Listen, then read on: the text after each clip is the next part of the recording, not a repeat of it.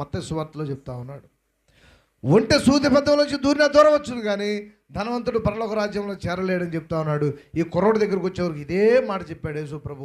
ఏమన్నాడంటే, నాయనా నీకున్న ధనాన్ని తీసుకెళ్ళి దేవుని మందిరంలో ఇచ్చే, లేదంటే పేదలకు ఇచ్చేసి అమ్మి నీవు పరలోక రాజ్యం కావాలనుకుంటే నన్ను వెంబడించు, నీ సిలువను ఎత్తుకొని నన్ను వెంబడించమంటున్నాడు.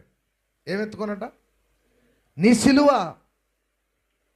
నీ శ్రమలు, నీ బాధలు, నీ కష్టములు, నీ ఆత్మ, నీ పరలోక రాజ్యము అన్నిటిని దానికోసమని నేను నీకు సహాయం చేస్తాను, నీ సిలువను ఎత్తుకొని నన్ను వెంబడించు అని చెబితే పిల్లరా ఆ కుర్రోడికి చాలా బాధేసింది. చూడండి, మనకి ఏదైతే బాగా ఇష్టమైన దాన్ని వద్దంటే తట్టుకోలేము తెలుసా.